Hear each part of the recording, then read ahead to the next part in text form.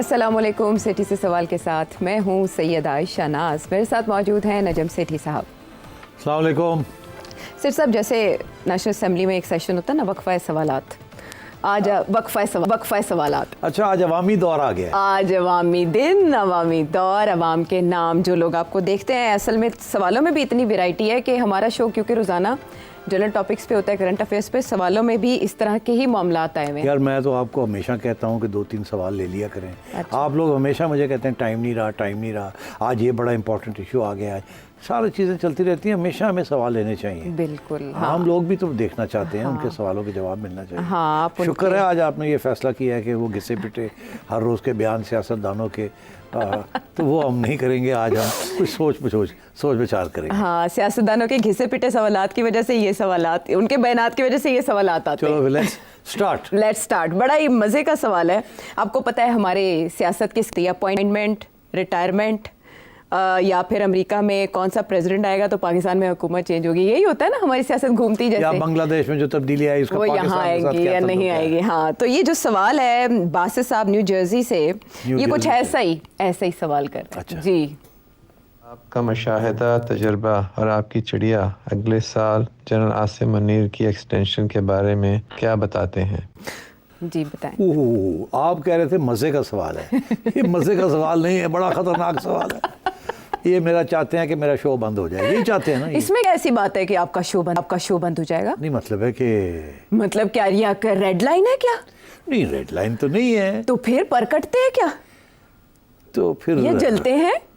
अच्छा, तो फिर जवाब ये तो जवाब आपको देना पड़ेगा। हाँ। आपने मुझे मतलब है ये क्या है कि मज़े का सवाल है। हाँ। ये मज़े का नहीं है। नहीं, इससे पता चलेगा ना कि कौन। स्पेकुलेशन हमें नहीं करनी चाहिए। नहीं करनी चाहिए, एहतियात करनी चाहिए आपके ख्याल में? नहीं, एहतियात तो खैर हर चीज़ पे आजकल के ज़माने में करनी चाहिए। क्योंकि एहतियात वाहिद इलाज है। हाँ, वाहिद इलाज है, सर्वाइवल। आप नहीं कर रहे बात, लेकिन उमर अयूब साहब ने तो कर दी है, पता है? अच्छा, क्या कहता है? चले, मेरा ख्याल है उन्हीं की जुबानी आपको सुनवाते हैं। उनसे सवाल किया गया इसी बारे में। आप तो दामन बचा रहे हैं ना, उन्होंने नहीं बचूंगा ना, अब मुझे कुछ कहना पड़ेगा। हाँ, कहना पड़ेगा। सुने वो क्या कह रहे हैं। चले, मेरा ख्याल है कि उमर अयूब साहब ने आधा जवाब तो दे ही दिया है। क्यों आयशा? जी बिल्कुल। हाँ, वो तो कहते हैं कि जब टाइम आएगा तो देखा जाएगा एक्सटेंशन देनी है कि नहीं देनी। तो अब सवाल ये है कि क्या एक्सटेंशन मिलेगी या नहीं मिलेगी, तो अब पेशेंट को ही करनी पड़ेगी। लेकिन तजाद किया ना चीफ जस्टिस को, उन्होंने कहा फौरन घर जाएं, लेकिन आर्मी, हाँ जी, उन्होंने कहा उनका तो टाइम पूरा तो वो घर जाएं, लेकिन आर्मी चीफ का क्योंकि मुल्की हालात है, मुल्की मफाद है, अच्छा, वो तो ज्यादा बड़ा दायरा है। चलिए फिर आज हम भी जिसे कहते हैं ना कि जिन्होंने छलांग मार देने हैं। देखिए, बात यह है कि इस वक्त जो कानून है, कानून के मुताबिक तो वो 64 की उम्र तक रह सकते हैं आर्मी चीफ।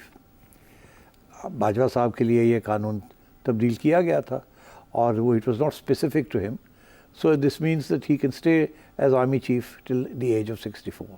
पर टर्म जो होती है वो 3 साल की होती है। दैट मीन्स नाउ सिंपली एक स्ट्रोक ऑफ द पेन के साथ उस वक्त जो भी हुकूमत होगी, अगर वो चाहेगी तो इनको एक्सटेंशन मिल सकती है, और क्या मिलेगी या नहीं मिलेगी वो अलग सवाल है। अच्छा, अब आइए आप, इसका जो ताल्लुक़ है कि मिलेगी या नहीं मिलेगी, ये आपको उमर अयूब ने इसका जवाब दे दिए। बेसिकली वो ये कह रहे हैं कि उस वक्त के हालात देखने पड़ेंगे। मगर इससे मुझे अब याद आ गया, और शायद ये इशारा भी मैं करूँगा, आप समझ जाइएगा, कि जब नवाज शरीफ साहब ने बाजवा साहब के ख़िलाफ़ बातें की थी, तो उस वक्त तो ऐसे लगता था कि अब सवाल ही पैदा नहीं होता कि बाजवा साहब को जब एक्सटेंशन का वक्त आएगा तो नून लीग कभी भी सपोर्ट नहीं करेगी, क्योंकि नवाज शरीफ साहब ने तो इल्ज़ाम लगा दिया था कि इनकी वजह से ये सारा क्राइसिस हो रही है। तो जब वक्त आया तो उस वक्त सारी मुस्लिम लीग पहुंच गई लंदन, और लंदन पहुंच गई, उन्होंने कहा जी कि हमें एक्सटेंशन, इमरान खान तो एक्सटेंशन दे ही रहा है, और अगर हमने ना दी तो फिर हम बिल्कुल ही आइसोलेट हो जाएंगे और एक ज़ाती भी इशू बन जाएगा आर्मी चीफ़ के साथ। इस वक्त इतना ज़ाती इशू नहीं है, एक सियासी इशू चल रहा है, और वो चाहते हैं कि उनको एक्सटेंशन मिले, और इमरान खान ने उनको एक्सटेंशन देनी है, उसके लिए तैयारी है पूरी। तो अगर हम बाहर बैठे रहेंगे तो फिर आगे हमें कोई मौके नहीं मिलेंगे कि हम दरार डालें इनके दरमियान। और जो हमारी सारी स्ट्रैटेजी है कि to divide the army chief from Imran Khan, वो फिर कामयाब नहीं होगी। ये जो प्रेशर हम डालने की कोशिश कर रहे हैं, इसलिए मेरा ख्याल है कि हमें भी इसको सपोर्ट करना चाहिए। अब उनकी वो सियासी फ़ैसला था कि जी अगर हम नहीं सपोर्ट करते तो फिर बिल्कुल कोई चांस नहीं है आखिर बाजवा साहब को के करीब होने का और दरार डालने का बिटवीन बाजवा साहब एंड इमरान खान। तो इसलिए बेहतर ये है, एक चीज़ होने जा रही है तो इस वक्त असूलों पे क्या खड़े होने की ज़रूरत है, इस वक्त मौका परस्ती होनी चाहिए। और मौका परस्ती यही है कि हम बाजवा साहब की एक्सटेंशन जो है उसको सपोर्ट करें, बाहर ना खड़े रहें। डिवीज़न नहीं होनी चाहिए इसके ऊपर। मियाँ साहब मान गए इस बात को, हालांकि वो खुश नहीं थे मगर वो मान गए। उन्होंने कहा चलो फिर ठीक है, अगर सारी पार्टी यही कह रही है तो कर देते हैं। और आखिर में हुआ क्या कि वो इनके काम आई, क्योंकि इन्होंने बाजवा साहब को न्यूट्रलाइज़ कर दिया उस एक्सटेंशन के साथ। और जब वक्त आया और वो थोड़े से मतलब है कि नाराज़ हो गए इमरान खान से या दूर होने लगे, वो सेम पेज में के क्रैक्स आने शुरू हो गए, तो ये जो पॉलिसी थी नून लीग की ये कामयाब हुई, क्योंकि इन्होंने बाजवा साहब के साथ रबते शुरू कर दिए और बाजवा साहब ने इनके साथ रबते शुरू कर दिए, और जिसकी वजह से फिर आखिर में इनको कामयाबी हुई और बाजवा साहब और इमरान खान के दरमियान एक दरार पड़ गई थी। अब सूरत हाल ये है कि उमर अयूब भी यही बात कह रहे हैं, बड़ी इंटरेस्टिंग बात है। और ये रिसेंटली जो इमरान खान ने जो बयान दिया है कि हम जो लोग जिन लोगों ने मे 9 में हिस्सा लिया था, अगर उनके ख़िलाफ़ कोई एविडेंस है तो हम कंडेम करेंगे और उनको सपोर्ट भी, और अब सिपा सलार और इस किस्म की बातें करनी शुरू कर दी हैं कि उनको अटैक ना करें एंड सो ऑन।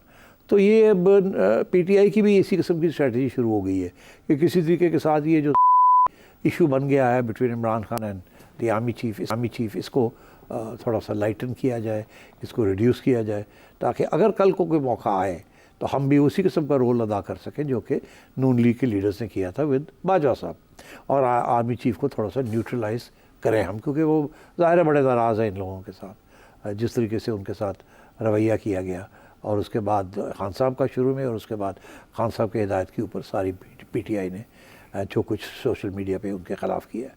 तो ये अब उमर अयूब ने इस बात को खुला छोड़ दिया। अच्छा, अब ये इसका ये मतलब है कि उनकी उम्मीद ये है कि किसी न किसी स्टेज पे ये इशू खड़ा होगा और उन्हें भी सोचना पड़ेगा। इसलिए बेहतर यही है कि इसी वक्त कोई इस किस्म का बयान ना दिया जाए जिसके साथ सारे दरवाजे बंद कर दिए जाए। तो अब आइए आगे होगा क्या। अब मैं नहीं समझता कि इमरान खान को इतनी जल्दी रिलीफ मिलने वाली है, और रिलीफ बेसिकली इस्टेब्लिशमेंट की तरफ से ही है, क्योंकि इस वक्त issue between Imran Khan and establishment है या पीटीआई एंड इस्टेब्लिशमेंट है। बिकॉज मे 9 जो है वो उसको माफ़ करने के लिए वो तैयार नहीं है, क्योंकि that is a direct attack on the institution. और ये वो इंस्टीट्यूशन है जो 70 साल से सब कह रही है और समझ रही है और तारीफ़ और अपनी तारीफ़ करती है और तारीफ़ लोगों से बनवाती है कि it is the only force that is holding this country together and so on, united. तो इसलिए इसको अटैक करना is unforgivable, and therefore that is a big problem that Imran Khan faces. Nawaz Sharif ने कभी इस तरीके से अटैक नहीं किया था, और वो भी एक हल्की सी अटैक थी कि जी आप अलग, आप न्यूट्रल हो जाएं, ये ना करें वो ना करें, और उसके ऊपर कितना फिर बैकलैश आई थी। तो ये खान साहब ने तो हर मतलब क्या नहीं कहा।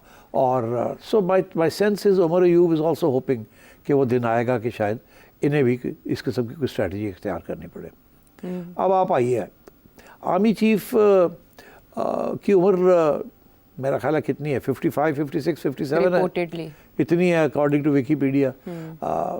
तो कानून जो बनाया था जब बाजवा साहब के लिए वो यही था कि किसी आर्मी अफसर को एक्सटेंशन नहीं मिलेगी, मगर ये रूल जो है ये आर्मी चीफ को अप्लाई नहीं करता, और उनकी जो है वो 64 की उम्र तक उनको एक्सटेंशन मिल सकती है, और वो प्राइम मिनिस्टर का प्रेरोगेटिव होगा। तो अब इसका ये मतलब है कि अगर प्राइम मिनिस्टर साहब चाहें तो बाजवा साहब के लिए तो अमेंडमेंट करनी पड़ी थी, इनके लिए अमेंडमेंट की ज़रूरत भी नहीं पड़ेगी, ये सीधी एक्सटेंशन हो जाएगी by stroke of the pen. तो अब सवाल ये आया कि क्या एक्सटेंशन होगी, क्या आसिम मुनीर साहब चाहेंगे कि वो एक्सटेंशन लें। इस पर कोई शक नहीं है कि ये डिपेंड करेगा हालात के ऊपर, मगर जिस तरीके से आज हालात डेवलप हो रहे हैं, मुझे तो ऐसे लगता है कि आसिम मुनीर साहब को एक्सटेंशन मिल जाएगी। अच्छा, अब क्या वो मांगेंगे एक्सटेंशन? मैं नहीं समझता कि वो मांगेंगे, मगर उनको मिल जाएगी। जैसे ये इशू खड़ा हो गया है कि चीफ जस्टिस काजी फायज़ ईसा साहब, क्या इनको एक्सटेंशन मिलेगी या नहीं मिलेगी, तो वहाँ भी ये सवाल था क्या वो मांगेंगे या नहीं मांगेंगे।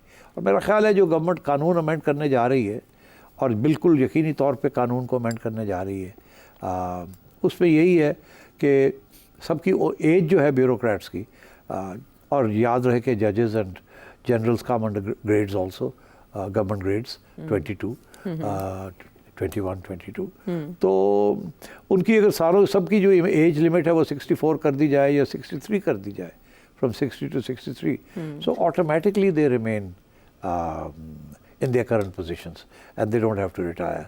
तो ये जो 3 साल की जो लिमिट थी आर्मी चीफ की, वो तो वैसे ही एक्सटेंड हो सकती है। और चीफ जस्टिस का जो है, मैं ये समझता हूँ कि शायद गवर्नमेंट ये भी सोचे कि ये जो सारा इस वक्त जो है ना सीनियरिटी प्रिंसिपल चीफ जस्टिस की अपॉइंटमेंट का, जो कि इफ्तिखार चौधरी साहब के ज़माने के बाद इम्प्लीमेंट किया जा रहा है, अब मेरा ख्याल है इसको भी गवर्नमेंट अटैक करेगी, इसको भी तब्दील करने की कोशिश करेगी। इसीलिए ये सारी चीज़ें जो है ना ये पाइपलाइन में हैं, अगले 2-3 माह के अंदर अंदर बहुत कुछ होने वाला है और पार्लियामेंट हरकत में आने वाली है, और वो हरकत में जब आएगी तो जाहिर है कि उस वक्त सुप्रीम कोर्ट के साथ या कुछ जजेस के साथ क्लैश होगा, और इसलिए look out for it. But government is determined, 2-3 चीज़ें, army chief will stay, government will stay and parliament will stay, and Imran Khan will not be given any relief. ये इस वक्त की सूरत हाल है। यानी अभी तक की सिचुएशन के मुताबिक ये आपका एनालिसिस है। अगर एक्सटेंशन मिल जाती है तो chief justice will also stay, और 25 अक्टूबर को वो रिटायर्ड हो रहे हैं और 26 को उनकी सालगिरह है, अगर उन्हें एक्सटेंशन मिल जाती है तो सालगिरह का गिफ्ट भी मिल जाएगा हुकूमत अगर की तो तरफ से।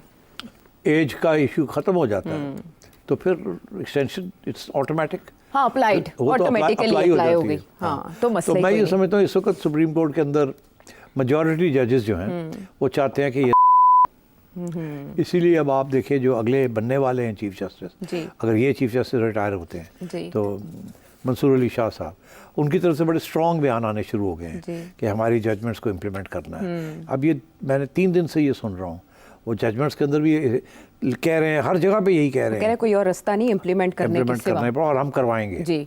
तो अब बात ये है कि जाहिर है कि उन्हें कोई शक है या फिक्र है कि ये शायद उनकी जजमेंट इम्प्लीमेंट ना हो। कौन सी जजमेंट इम्प्लीमेंट ना हो? वो एक ही जजमेंट है जिसके ऊपर सारा कुछ खड़ा है, वो रिजर्व सीट्स की। रिजर्व सीट्स अगर पार्लियामेंट जजमेंट सुप्रीम कोर्ट की को नहीं करती तो उसके बाद फिर और कानून पास कर देती है और इनके ऑर्डर्स नहीं फॉलो करती, तो then we have a serious problem on our hands. और मैं समझता हूँ कि सुप्रीम कोर्ट के अंदर भी आप ये जो डिवीज़न है ये खुली आम सामने आने वाली है। ये भी मैं पेशन गोई कर रहा हूँ। मुझे याद है 1998 में क्या हुआ था। 1998 में जो लोग हमारे व्यूअर्स हैं जिनको नहीं याद, मैं याद दिलाता हूँ कि 1998 में नवाज शरीफ साहब प्राइम मिनिस्टर थे। 97 की इलेक्शन 2/3 मेजॉरिटी से जीत के आए थे।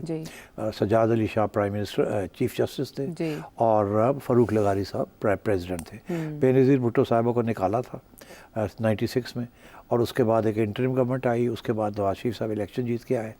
उसके बाद नवाज शरीफ साहब अमीरुल मोमिनीन बनना चाहते थे, वो नहीं बन सके। आखिरी वक्त पे अकबर बुगटी और 1-2 लोगों ने उसको अपोज़ किया और उनको 2/3 नहीं मिली।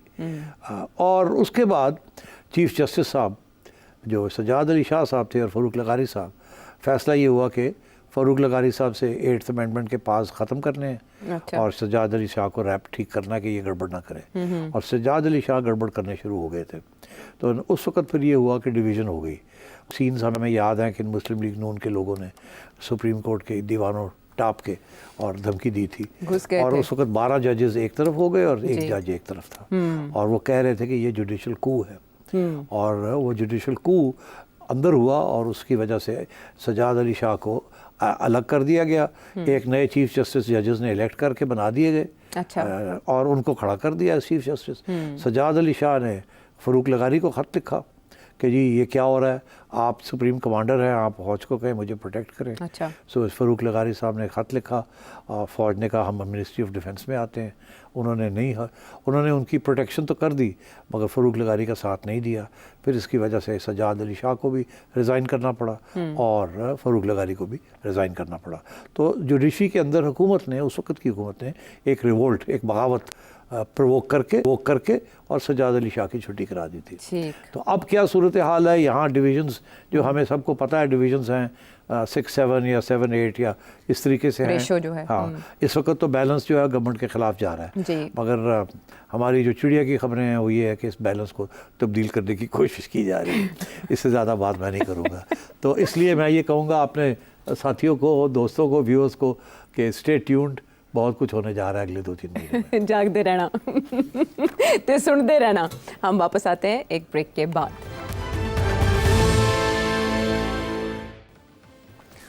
शो में एक बार फिर खुश आमदेद। बासित साहब न्यू जर्सी से, उनके सवाल का तो कम्प्रीहेंसिव जवाब मिल गया। अब आते हैं पाकिस्तान के अंदर, लाहौर से अदील साहब क्या जानना चाह रहे हैं?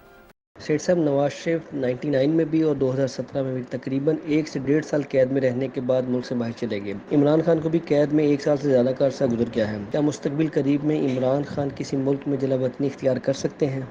और ऐसे में जब आप प्रिडिक्ट कर चुके हैं कि उन्हें रिलीफ भी नहीं मिलना, तो जिला वतनी ही ऑप्शन है?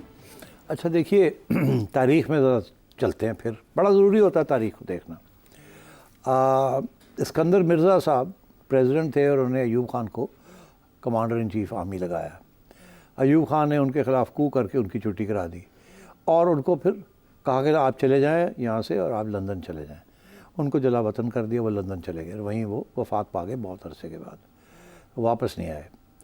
उसके बाद मोहतरमा बेनज़ीर भुट्टो साहब की शहादत के बाद वो भी 1 साल जेल में रही और उसके बाद उनको भी ये कहा गया कि आप चले जाएं यहाँ से, जाना चाहती हैं तो चले जाएं। उन्होंने भी ये मौका ले लिया और कहा ठीक है मैं चली जाती हूँ। वो भी चली गई।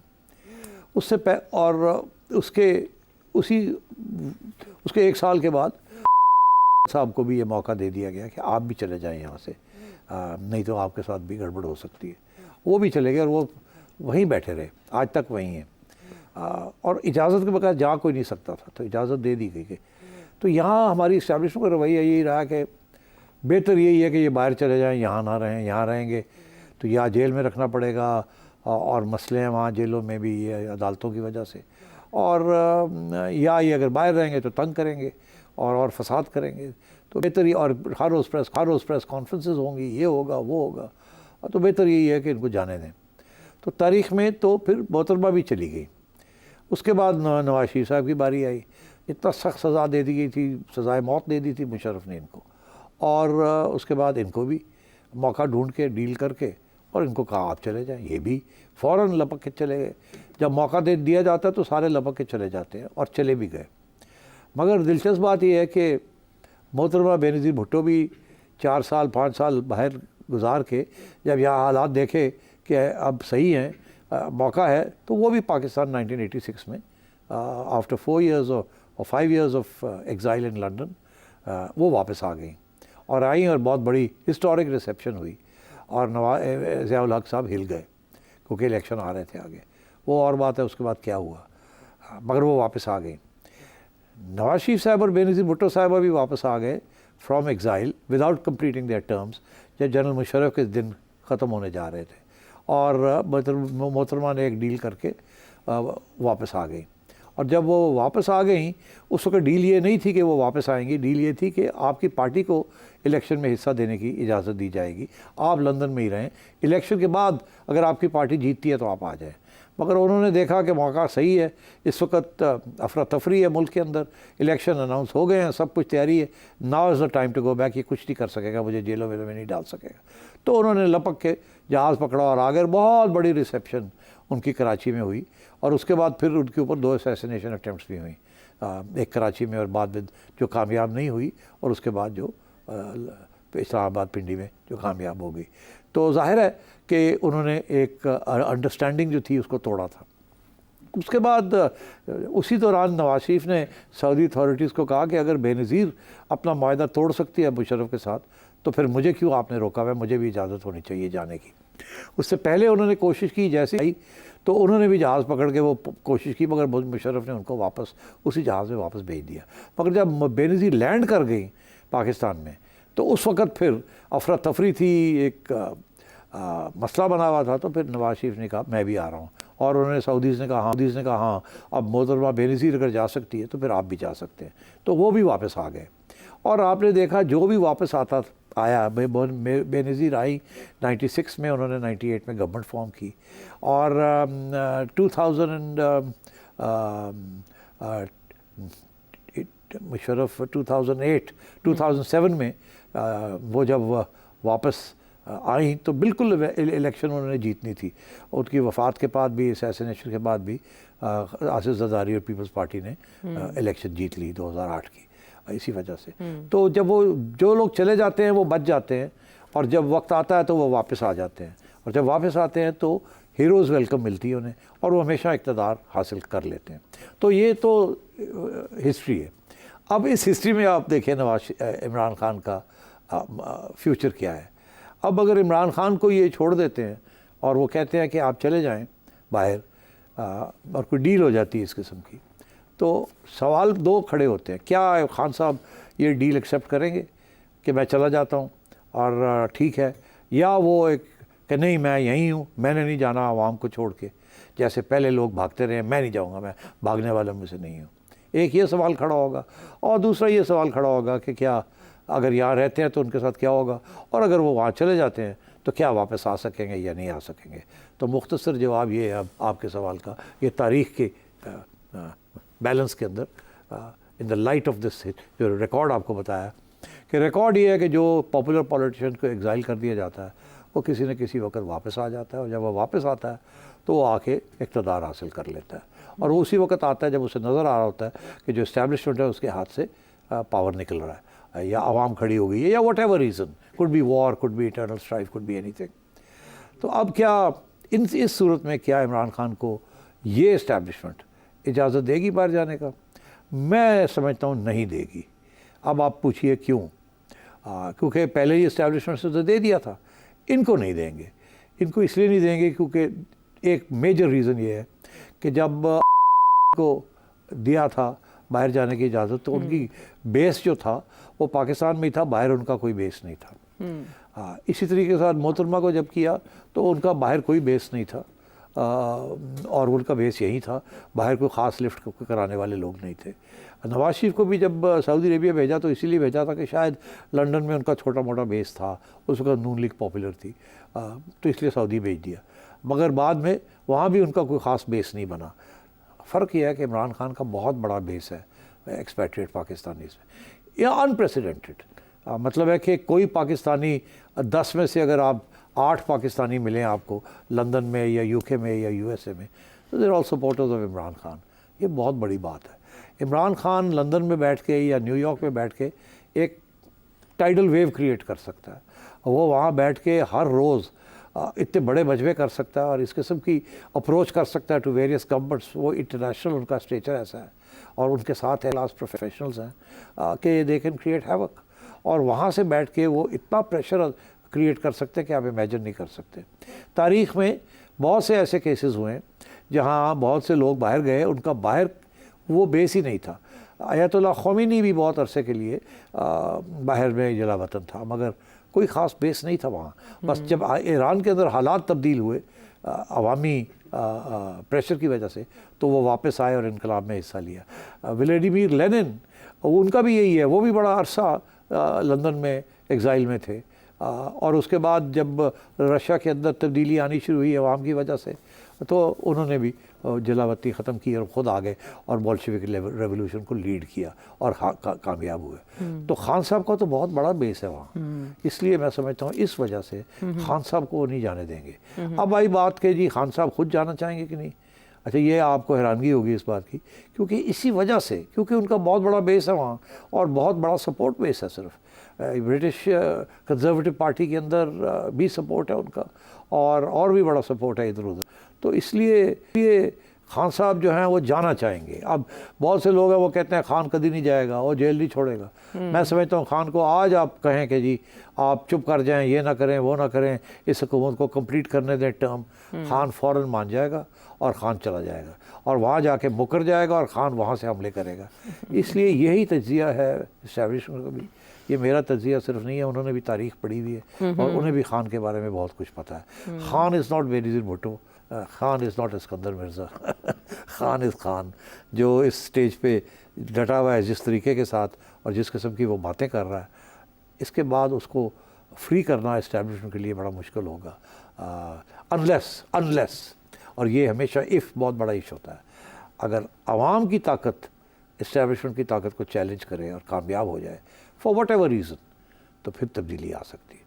मगर क्या यहाँ भी उस किस्म के हालात होंगे जिस किस्म के बांग्लादेश में हुए हैं? ये सवाल ये भी अब आया एक और है। सवाल है। ये सवाल भी आया ये हुआ है। जब आया है तो फिर बात करें। बेहतर है आपके व्यूवर्स जो हैं वो जो पूछना चाह रहे हैं हम उसी को ऐड कर लें। लेकिन आपने बड़ा अच्छा एनालिसिस दिया कि ये सपोर्ट बेस में कितना फ़र्क होने की वजह से ये थ्रेट मौजूद रहेगा और इसको नाप तोल के रखा गया, देखा गया मेजर करके ख़तरे को। लेकिन इमरान खान साहब ने तो अभी ताज़ा बयान ECL में डालें ताकि मैं भी ना मुल्क से बाहर जा सकूँ। और इससे पहले भी वो ये कहते आए हैं कि वो बाकी लीडर्स की तरह मुल्क छोड़ के नहीं जाएंगे क्योंकि उनके सामने है दीवार पर लिखा हुआ। वापस आते हैं एक ब्रेक के बाद।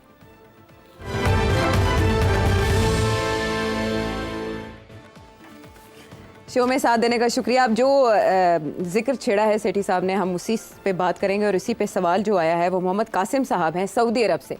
जी, क्या बांग्लादेश में किसी अमेरिकन CIA या जो मोसाद इसराइल की जो खुफिया एजेंसी है उनका हाथ नहीं है? अगर उनका हाथ है तो मुझे जो शक पड़ता है इमरान खान की तरफ से जो भूचाल मचाया हुआ है उसको चिंगारी देने के लिए क्या ये एक डेमो नहीं दिखाया गया पाकिस्तान के अवाम को? हाँ, इंटरेस्टिंग सवाल है। पहले बांग्लादेश को टैकल कर लेते हैं। देखिए, मैंने अपने पिछले प्रोग्राम में कहा था कि डोनाल्ड लू जो असिस्टेंट सेक्रेटरी ऑफ स्टेट हैं, जिनके बारे में खान साहब ने बहुत सी बातें की हैं कि उन्होंने रेजीम चेंज कराई है यहाँ, और अभी भी खान साहब उस बात पे डटे हुए हैं कि अमेरिका का हाथ था उनकी रिमूवल में, कि उन्होंने इस्टेब्लिशमेंट ख़ुसूसन जनरल बाजवा को के ऊपर प्रेशर था कि इसको ना आने दें, इसको तब्दील करें। अब क्या वो साजिश थी या कोई डायरेक्ट ऑर्डर था, ऐसी तो बात नहीं थी, मगर एक इंडिकेशन थी। दिस इज़ खान साहब्स पोजीशन। अच्छा, अब सूरत हाल ये है कि बांग्लादेश के अंदर भी लोगों ने ये बात लिखी है, स्पेशली इंडियन कमेंटेटर्स, वो ये कह रहे हैं कि अमेरिका का हाथ है इसमें। वो कैसे है ये नहीं कह रहे कैसे है, और ये भी नहीं कह रहे क्यों है, मगर क्या ये ज़रूर रहे हैं कि डोनाल्ड लू जो है वो आया था, उसने मुलाकातें की थी इधर उधर, और उसके बाद उसका एक रोल भी रहा है अमेरिकन स्टेट डिपार्टमेंट में, रेजीम चेंज जहाँ जहाँ रेजीम चेंजेस हुई हैं या रेजीम को चेंज करने की कोशिश की जा रही है। अब वो अमेरिका का इंटरेस्ट क्या हो सकता है, और अगर इंटरेस्ट है तो किस तरीके से रेजीम चेंज कराएंगे।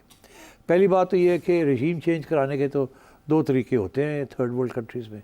एक ही होती है कि क्योंकि रेजीम चेंज आर्मी करती है आमतौर पे कूज के ज़रिए या इनडायरेक्ट प्रेशर डालने के लिए, तो उनके जो अमेरिकन मिलिट्री इस्टेब्लिशमेंट है उनके हर दुनिया की मिलिट्री इस्टेब्लिशमेंट के साथ राब्ते हैं। बांग्लादेश की मिलिट्री इस्टेब्लिशमेंट के साथ भी राब्ते और पाकिस्तानी मिलिट्री इस्टेब्लिशमेंट के बड़े तवील और सीरियस राब्ते रहे हैं और हैं अभी भी। और जब एक मुल्क डिपेंडेंट हो जाए किसी दूसरी इस्टेब्लिशमेंट के ऊपर for weapons supplies and also for aid, तो फिर ज़ाहिर है वो राब्ते जो हैं वो बड़े मजबूत होते हैं और बात सुनी जाती है। मगर क्या बांग्लादेश में क्या सिचुएशन थी? अब बांग्लादेश में आर्मी बड़ी माइनर फैक्टर है, it's not a major factor like in Pakistan. तो और उनके भी कोई ख़ास लंबे चौड़े कोई कू मेकिंग आर्मी नहीं है अभी इस स्टेज पे।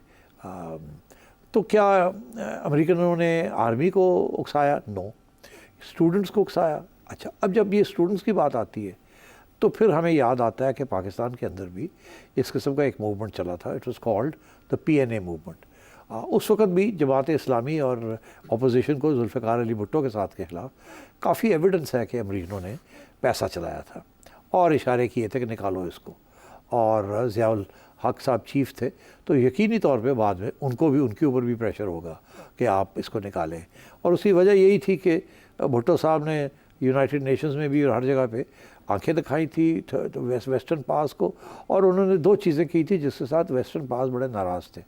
जैसे खान साहब के साथ नाराज़ थे उस तरीके के साथ भुट्टो साहब के साथ भी नाराज़ थे। One issue was the nuclear programme जो उन्होंने इनिशिएट किया था, जिसके ऊपर सख्त खिलाफ थे वो कि ये क्या कर रहा है, और गुस्सा था।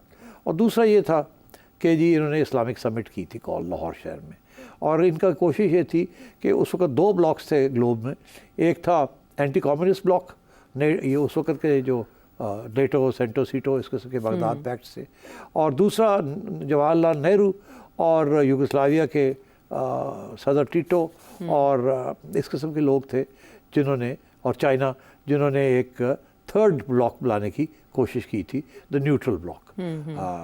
बांडुंग कॉन्फ्रेंस में के बाद एक कॉन्फ्रेंस हुई थी, उसमें ये फैसला, और भुट्टो साहब ने सोचा कि, और उसमें इंडिया का बहुत बड़ा रोल था, तो भुट्टो साहब ने सोचा हम उस ब्लॉक पे तो नहीं हो सकते जिस ब्लॉक में इंडिया है, तो भुट्टो साहब ने इस्लामिक समिट करके एक चौथा ब्लॉक बनाने की कोशिश की। अच्छा, जब ये, और वो चौथा ब्लॉक में वो कामयाब होने जा रहे थे, मगर इसीलिए that was one of the reasons he had to be removed, because इस्लाम का ब्लॉक जो था was not acceptable to any of the other 3 blocks.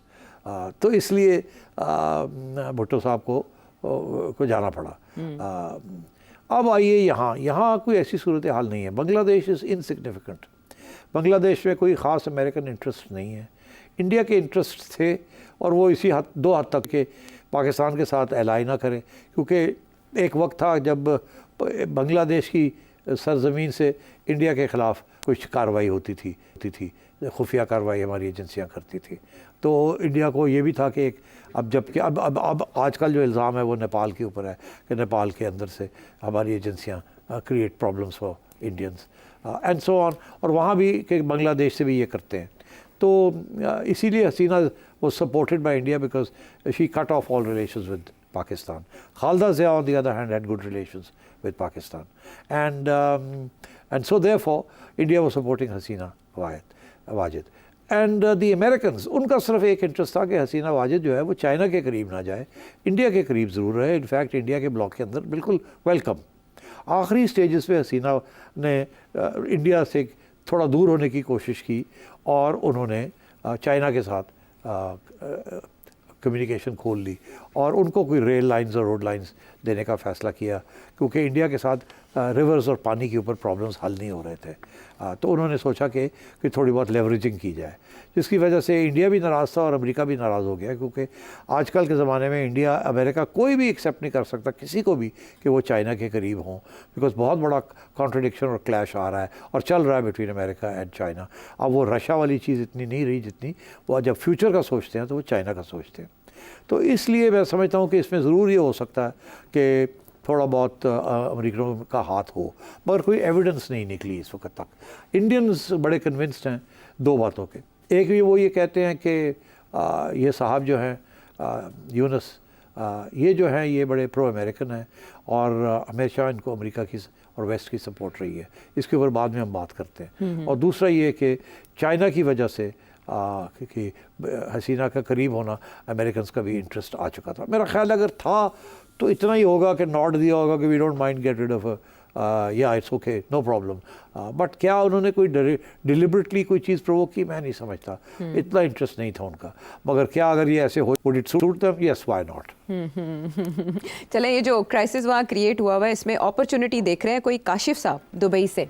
जैसे अब ये बांग्लादेश के हम हालात देख रहे हैं, और हसीना वाजिद और उनकी फैमिली जिस तरह से डीप रूटेड है इंडिया के साथ, इस तरह से अब अगर जो नई गवर्नमेंट आती है, ये अगर पाकिस्तान से कुछ मदद मांगते हैं या पाकिस्तान से कुछ ताल्लुकात बढ़ाते हैं, हम पहले भी मशरकी पाकिस्तान थे, तो आज फिर से क्यों नहीं दोबारा से हम इकट्ठे हो सकते? क्या पाकिस्तान भी आगे कदम बढ़ा सकता है, या ये आज भी इंडिया से डर के पीछे हट जाएगा और कहेगा कि नहीं नहीं नहीं, हम नहीं कुछ भी कर सकते? देखिए, इस वक्त बांग्लादेश की तरफ से बिल्कुल कोई किसी किस्म की पेशकदमी नहीं होगी प्रो पाकिस्तान। इस वक्त आपने बयान सुन लिया है जो नए इंटरिम एडवाइज़र हैं, जो कि प्राइम मिनिस्टर ही समझे आप, कि उनके जो 3 इस वक्त ऑब्जेक्टिव्स हैं। एक ऑब्जेक्टिव ये है कि एक फॉर्मल काबीना बनाई जाए, इंटरिम गवर्नमेंट बनाई जाए। अभी गवर्नमेंट नहीं बनी, इंटरिम, ये एक टेम्प्रेरी सिचुएशन है। नंबर 2 के इलेक्शंस का फ़ैसला हो कब होने और कैसे होने हैं। और तीसरा ये कि जो माइनॉरिटीज़ हैं बांग्लादेश की, उनको प्रोटेक्शन मिले, बिकॉज इस वक्त जो माइनॉरिटीज़ हैं ख़ुसूसन हिंदूज़, उनके ख़िलाफ़ काफ़ी गुस्सा है, क्योंकि हसीना वाजिद और अवामी लीग बड़ी प्रो इंडिया थी, और अब वहाँ भी pro India means pro Hindu. तो वहाँ काफ़ी कुछ इंस्टेंसेस आए हैं जहाँ हिंदूज़ को परसिक्यूट किया जा रहा है, और वो कुछ भागने की भी कोशिश कर रहे हैं बॉर्डर क्रॉस करके इनटू कैलकाटा एंड अदर्स। तो सबसे पहले आज जो बयान आया, उन्होंने यही कहा है कि अगर ये जो अटैक्स हो रहे हैं माइनॉरिटीज़ के ऊपर, नाम नहीं लिया उन्होंने, मगर उनका जो इशारा है वो हिंदुओं की तरफ है कि ये अगर अटैक्स बंद नहीं होंगे तो मैं रिज़ाइन कर दूँगा। बड़ा सख्त स्टेटमेंट है। और ये बाय द वे, ये मैं आपको बता दूँ कि ये जो अटैक्स हो रहे हैं ये कौन कर रहा है। ये अभी तक ये बात आई नहीं है, मगर बात आएगी। ये वही लोग हैं जिनके ऊपर क्रैकडाउन किया था हसीना वाजिद ने, जो कि बड़े एंटी इंडिया थे और प्रो इस्लाम थे, और उनमें जमात इस्लामी सरफहरिस्त है। और इस वक्त आप देखें कि Jamaat is now once again back on the streets. हालांकि बड़ी उनको क्रश किया था, अब अगर वो ख़त्म नहीं हुए, उनके बड़े लीडर्स को एक्सिक्यूट भी किया गया, मारे भी गए, and yet Jamaat is still a factor there, but not a very important factor, but nevertheless a factor. 15 साल में वहाँ सेक्युलरिज्म काफ़ी उसने काफ़ी रूट्स पकड़े हैं, और ये जो गवर्नमेंट आई है ये भी मैं समझता हूँ ये सेक्युलर गवर्नमेंट है, होगी और रहेगी। ये उसको तब्दील नहीं करेंगे। तो इसलिए इस वक्त पाकिस्तान के साथ कोई ओपनिंग क्रिएट करना, मेरा ख़्याल है वो समझेंगे कि ये this is not the right time. इस वक्त वो इंडिया को कह रहे हैं कि आप प्लीज़ हमें डिस्टेबलाइज़ ना करें, आप हमें सपोर्ट करें स्टेबलाइज होने में। तो इस किस्म की सूरत में वो कोई ऐसी चीज़ नहीं करेंगे जिससे इंडिया और प्रोवोक हो जाएगा और गड़बड़ डिस्टेबलाइज करने की कोशिश ना करें।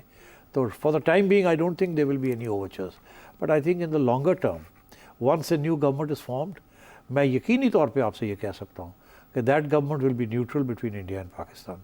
वो पाकिस्तान के साथ भी तल्लुकात होंगे, चाइना के साथ भी होंगे, इंडिया के साथ भी होंगे, मगर लो की होंगे। ज़्यादा किसी रीजनल पावर को अपसेट नहीं करेंगे, किसी ग्लोबल पावर को अपसेट नहीं करेंगे, और किसी एक बास्केट के अंदर अपने अंडे नहीं डालेंगे। And so they will be normalization of relations with Pakistan, a normalization of relations with India, no dependency but normalization, and continued normalization with the Western powers, because all their exports, which is the base of their economy, are linked to demand in Western countries. तो मैं समझता हूँ कि Bangladesh will opt for a neutral course, and I think China भी यही चाहेगा, और India ये तो नहीं चाहेगा कि वो प्रो पाकिस्तान हो जाए, तो वो न्यूट्रल जो है वो it will accept that, because India के ख़िलाफ़ वहाँ बहुत बड़ी अब एक सेंटिमेंट है नई पौध के अंदर। उसकी वजह यही है कि जितना तशद्दुद हुआ है अवामी लीग ने किया है वहाँ, वो इंडिया के सपोर्ट के साथ किया है वहाँ, इसलिए India is now on the hook. India will have to tread very carefully. मगर इंडिया का यही मसला है कि इंडिया ने हमेशा हर जगह पे ओवरबेयरिंग प्रेजेंस करने की कोशिश की है, डोमिनेट करने की कोशिश की है, हेजमनी करने की कोशिश की है। इसीलिए श्रीलंका भी डामाडोल हो गया, वो भी दूर हो रहा है, नेपाल भी दूर हो रहा है, मालदीव्स चला गया, पाकिस्तान चला गया, अब बांग्लादेश भी चला गया। एंड इंडिया के अंदर खुद ये कॉमेंट्री हो रही है कि नरेंद्र मोदी की foreign policy has been a disaster. और जो बांग्लादेश के नए उन्होंने भी कहा है कि भारत को रिव्यू करने की ज़रूरत है अपनी पॉलिसी। बहरहाल बांग्लादेश में तो चल रहा है डोमिनो इफेक्ट, इस्तीफों पे इस्तीफे आ रहे हैं, लेकिन सम का तयन होना भी बाकी है। मुमकिन मुस्तकबिल क्या हो सकता है, आपने जाना। अगले प्रोग्राम तक के लिए इजाज़त दें।